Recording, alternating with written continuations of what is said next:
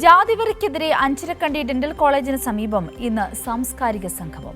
അഖിലേന്ത്യാ ജനാധിപത്യ മഹിളാ association, SFI എന്നീ സംഘടനകൾ ചേർന്നാണ് പരിപാടി സംഘടിപ്പിക്കുന്നത്. സോദരത്യേന എന്ന പേരിലാണ് വൈകുന്നേരം സാംസ്കാരിക സംഗമം സംഘടിപ്പിക്കുക. വിവരങ്ങളുമായി സന്തോഷ് കൂടി നമ്മളോടൊപ്പം ചേരുകയാണ്. സന്തോഷ്, വളരെ വലിയ തരത്തിലുള്ള പ്രതിഷേധം ഉയർന്ന ഒരു വലിയ പ്രശ്നമായി കേരള സമൂഹം ഒന്നാകെ കണ്ട ഒരു പ്രശ്നമാണ് അഞ്ചരക്കണ്ടി ഡെന്റൽ കോളേജിലുണ്ടായ ഈ ജാതി വെറി. ഇതിനെതിരെ വളരെ വലിയ തരത്തിലുള്ള പ്രതിഷേധം ഉയരുകയും ചെയ്തു. ഇപ്പോൾ ഇതാ സാംസ്കാരിക സംഗമം സംഘടിപ്പിക്കപ്പെടുകയാണ് അവിടെ. എന്തൊക്കെയാണ് കൂടുതൽ വിവരങ്ങൾ? എപ്പോഴാണ് ഇത് നടക്കുക?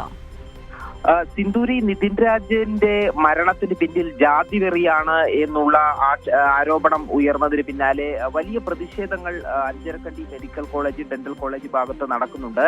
ഇന്ന് സാംസ്കാരിക സംഗമ പരിപാടിയാണ് വൈകുന്നേരം നടക്കുന്നത്. പുരോഗമന കലാസാഹിത്യ സംഘം, പുകാസ, ഒപ്പം തന്നെ ജനാധിപത്യ മഹിളാ അസോസിയേഷൻ, SFI എന്നീ 3 സംഘടനകൾ സംയുക്തമായാണ് സോദരത്വേന എന്ന പേരിൽ സാംസ്കാരിക സംഗമം സംഘടിപ്പിക്കുന്നത്. എഴുത്തുകാരൻ അശോകൻ ചരുവിൽ ഉൾപ്പെടെ നിരവധി സാഹിത്യ സാംസ്കാരിക പ്രവർത്തകർ ഈ പരിപാടിയിൽ പങ്കെടുക്കുന്നുണ്ട്. വൈകുന്നേരം 5 മണിക്കാണ് അഞ്ചരക്കണ്ടി ഡെന്റൽ കോളേജ് പരിസരത്ത് സാംസ്കാരിക സംഗമം സംഘടിപ്പിക്കുന്നത്. ഈ കോളേജിൽ വിദ്യാർത്ഥികൾക്ക് നേരെ നിറത്തിന്റെ പേരിൽ വലിയ രീതിയിലുള്ള അധിക്ഷേപം നടന്നിട്ടുണ്ട് എന്നുള്ളത് നിരവധി വിദ്യാർത്ഥികൾ ഉന്നയിച്ച ആക്ഷേപമാണ്. ഇതിനെ തുടർന്നാണ് ജാതീയതയ്ക്കെതിരെ, ജാതി വെറിക്കെതിരെ പുകാസയുടെയും ജനാധിപത്യ മഹിളാ അസോസിയേഷന്റെയും SFIയുടെയും നേതൃത്വത്തിൽ സാംസ്കാരിക സംഗമം സംഘടിപ്പിക്കുന്നത്. അതേസമയം തന്നെ ഈ സംഭവത്തിലുള്ള പ്രതിഷേധങ്ങൾ ഇപ്പോഴും തുടരുകയാണ്. നിരവധി സംഘടനകളാണ് അഞ്ചരക്കണ്ടി കോളേജിലേക്ക് പ്രതിഷേധ മാർച്ചുമായി ദിനംപ്രതി രംഗത്തെത്തുന്നത്. നിതിൻ രാജിന്റെ മരണം അന്വേഷിക്കുന്ന പോലീസ് സംഘത്തിന് ഇതുവരെ ഈ കേസിലെ പ്രതികളായ ഡോക്ടർ റാമിനെയും ഡോക്ടർ സംഗീത നമ്പ്യാരെയും കണ്ടെത്താൻ കഴിഞ്ഞില്ല. ഇരുവരും ഇപ്പോഴും ഒളിവിൽ തന്നെയാണ് എന്നുള്ളതാണ് പോലീസ് പറയുന്നത്.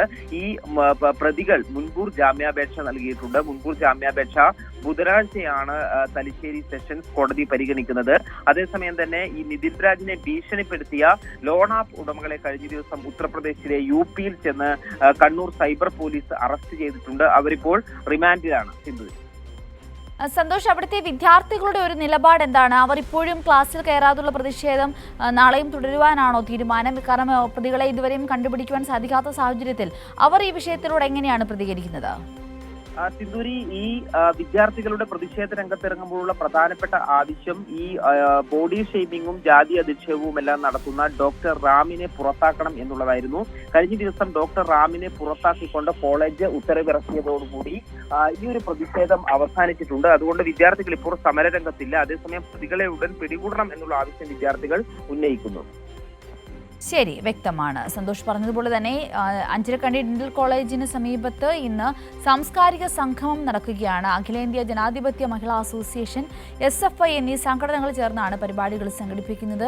സാമൂഹ്യ സാംസ്കാരിക രംഗത്തെ നിരവധി പ്രമുഖർ ഈ സംഗമത്തിന്റെ ഭാഗമായി മാറുകയാണ്. അതേസമയം പ്രതികളെ പിടികൂടുവാനുള്ള തീവ്ര ശ്രമത്തിലാണ് കേരള പോലീസ് എന്ന വിവരവും പങ്കുവയ്ക്കുകയാണ്.